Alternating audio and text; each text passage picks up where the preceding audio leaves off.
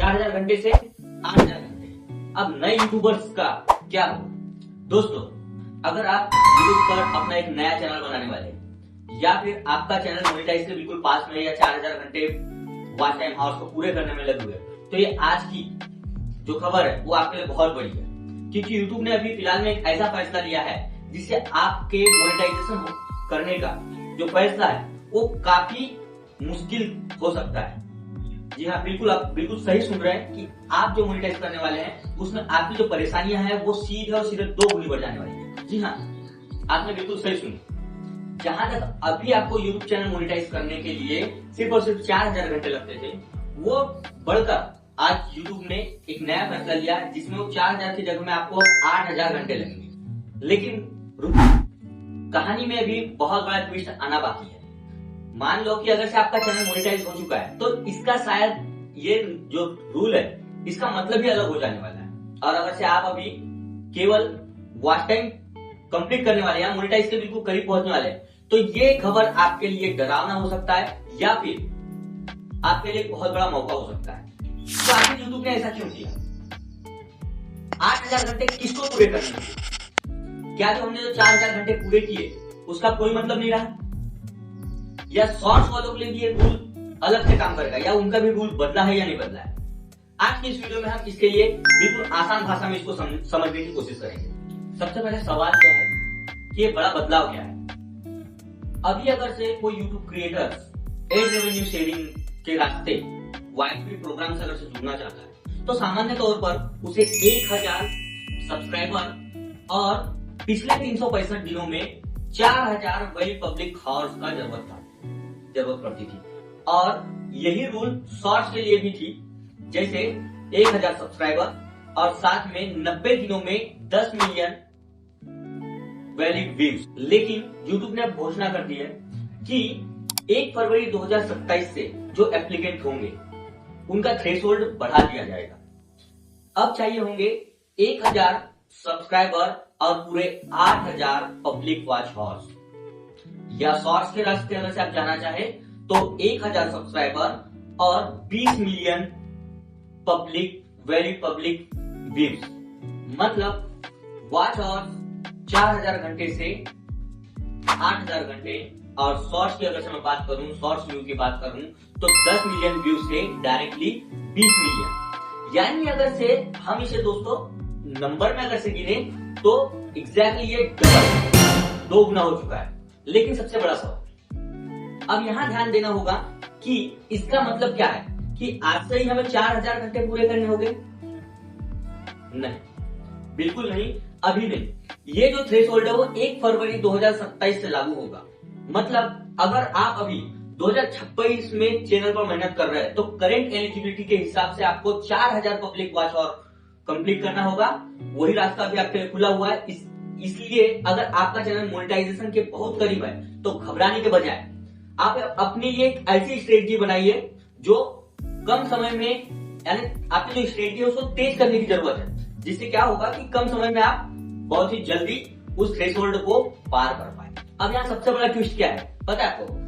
अब मान लीजिए कि आपका चैनल पहले से मोनेटाइज हो चुका है, आपने 1000 सब्सक्राइबर भी कंप्लीट कर चुके हैं, आपने 4000 वैलिड पब्लिक वॉच हॉर्स भी कंप्लीट कर चुके हैं और यूट्यूब ने आपका चैनल YPPK में एक्सेप्ट भी कर लिया है। तो क्या 1 फरवरी 2027 को यूट्यूब आपको बोलेगा कि भाई अब 8000 घंटे पूरे करो वरना आपका चैनल डिमोनेटाइज हो जाएगा या आपका चैनल बंद हो जाएगा?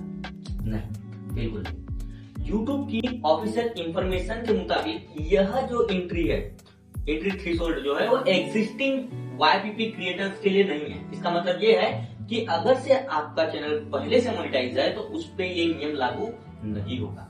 जो नए क्रिएटर्स होंगे उस पर ही ये लागू होगा। यानी अगर आप पहले से YPP में हैं तो सिर्फ इस नए नियम 8000 हॉर्स का जो थ्रेशोल्ड है की वजह आपका मोनेटाइजेशन कैंसिल नहीं किया जाएगा। तो जिन क्रिएटर्स का चैनल पहले से मोनेटाइज है उनको इस पर्टिकुलर चेंज से पैनिक होने की कोई भी जरूरत नहीं। तो सोचिए अब नए क्रिएटर्स का क्या?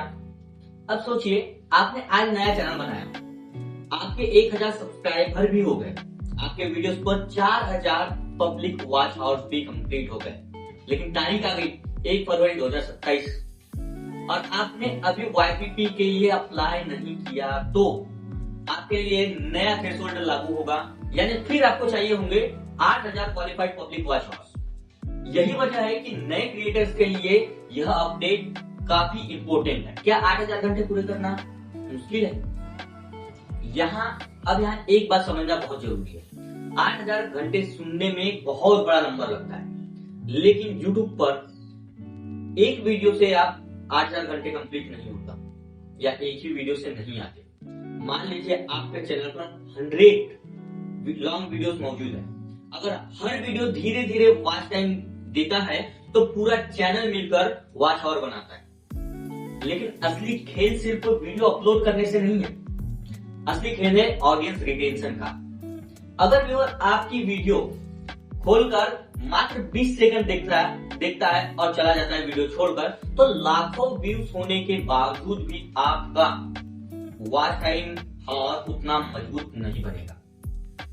तो लेकिन अगर व्यूअर आपकी 8-10 मिनट की वीडियो का बड़ा हिस्सा देखता है तो वही व्यूज ज्यादा वॉच टाइम बनाता है। इसलिए आने वाले समय में क्रिएटर को सिर्फ मुझे व्यूज चाहिए वाली सोच से आगे बढ़ना पड़ेगा। सोचना पड़ेगा मुझे लोग कितनी देर तक देख रहे हैं। शॉर्ट्स वालों के लिए भी बड़ा बदलाव। अब शॉर्ट्स क्रिएटर ध्यान से सुनिए, अगर आपका पूरा चैनल शॉर्ट्स पर चलता है तो आपके लिए भी थ्रेशोल्ड बढ़ा दिया गया है या बढ़ रहा है। पहले फुल एड रेवेन्यू एलिजिबिलिटी के लिए शॉर्ट्स रूट में आपको 10 मिलियन क्वालिफाइड शॉर्ट्स व्यू लाना होता था। कब? पिछले लास्ट 90 दिनों में का टारगेट रहता था। अब नए एप्लीकेंट के लिए 20 मिलियन क्वालिफाइड शॉर्ट्स व्यू इन 90 डेज होगा। मतलब आपको उससे डबल 90 दिनों में ही, उसी टाइम पीरियड में उससे डबल आपको व्यूज लाने होंगे, वो भी क्वालिफाइड व्यूज। मतलब शॉर्ट्स वालों के लिए भी टारगेट सीधे 2 गुना बढ़ गया। लेकिन यहाँ एक बहुत इंपॉर्टेंट बात है, शॉर्ट फीड का हर वॉच टाइम 8000 घंटे या लॉन्ग फॉर्म वॉच आवर में जोड़कर पूरा नहीं किया जा सकता। शॉर्ट्स के लिए अलग व्यूज वाला रास्ता होता है। इसलिए अगर कोई क्रिएटर सोच रहा है कि मैं शॉर्ट्स डालकर 8000 घंटे पूरा कर लूंगा, तो ऐसे नहीं होता है। क्या यूट्यूब छोड़ देना चाहिए? अब कुछ लोग कहेंगे कि भाई अब तो यूट्यूब करना काफी मुश्किल हो गया है, लेकिन मेरी नजर में ऐसा बिल्कुल भी नहीं है। क्योंकि अगर यूट्यूब पर कंपटीशन बढ़ रहा है तो इसका मतलब ये भी है कि क्वालिटी कंटेंट की वैल्यू बढ़ रही है। अब सिर्फ कॉपी पेस्ट करके नहीं, या दूसरों के क्लिप्स को उठाकर नहीं, या एक ही तरह के वीडियोस बार बार बनाकर जल्दी मोनेटाइजेशन पाने का रास्ता मुश्किल हो सकता है। आपको अब अपनी पहचान बनानी होगी, अपनी आवाज, अपना स्टाइल, अपनी कहानी, अपना प्रेजेंटेशन और सबसे जरूरी अपनी ऑडियंस। एक और जरूरी है 500 सब्सक्राइबर वाला रूल। अब यहाँ बहुत सारे क्रिएटर कंफ्यूज हो जाते हैं। एक यूट्यूब पर लोअर YPP एंट्री भी है, जहाँ एलिजिबिलिटी क्राइटेरिया जो है वो फैन फंडिंग और शॉपिंग जैसी सुविधाओं के लिए कम थ्रेशोल्ड पर क्वालिफाई कर सकते हैं। लेकिन यह फुल एड रेवेन्यू वाला लेवल नहीं है। इसलिए 500 सब्सक्राइबर वाला थ्रेशोल्ड और 1000 सब्सक्राइबर वाले थ्रेशोल्ड में, फुल एड रेवेन्यू थ्रेशोल्ड में, दोनों में एक जैसा मत समझना। दोनों को एक जैसा मत समझना।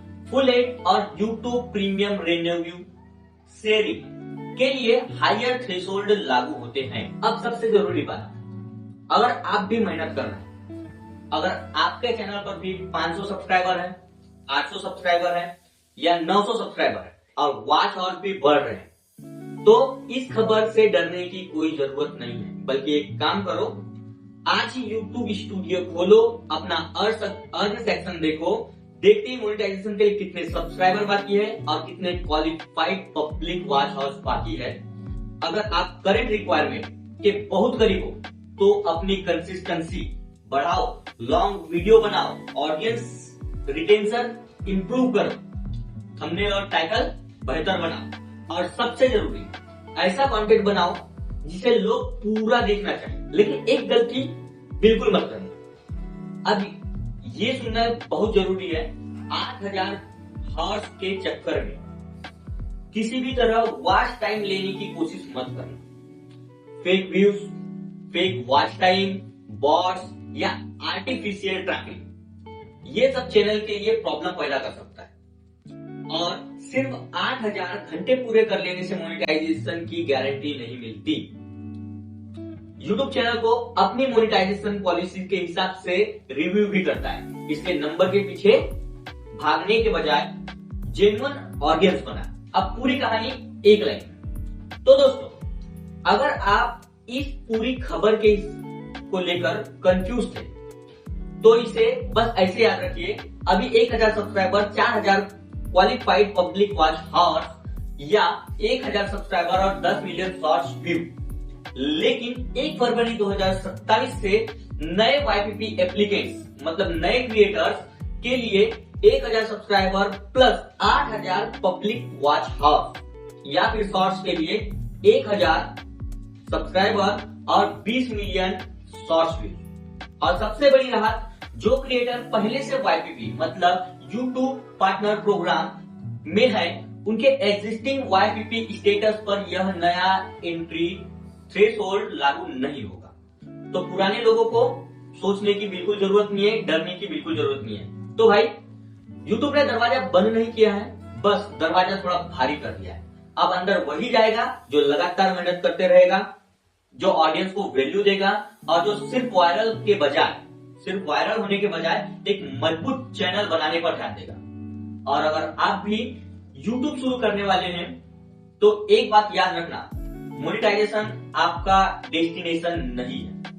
मोनेटाइजेशन तो सिर्फ शुरुआत है। अगर आपको ये जानकारी सही और यूजफुल लगी है तो वीडियो को लाइक करें, शेयर करें और ऐसे ही YouTube के नए अपडेट्स आसान भाषा में जानने के लिए मेरे चैनल को सब्सक्राइब करें, क्योंकि अगली वीडियो में हम बात करेंगे 2027 में YouTube पर पैसे कमाने के लिए कौन कौन से नए रूल्स आने वाले, और उसमें कुछ ऐसी बातें हैं जो शायद बहुत सारे क्रिएटर्स अभी तक नहीं सुनी होगी, नहीं आपको बताए होंगे। मिलते हैं अगले वीडियो के लिए। जय हिंद।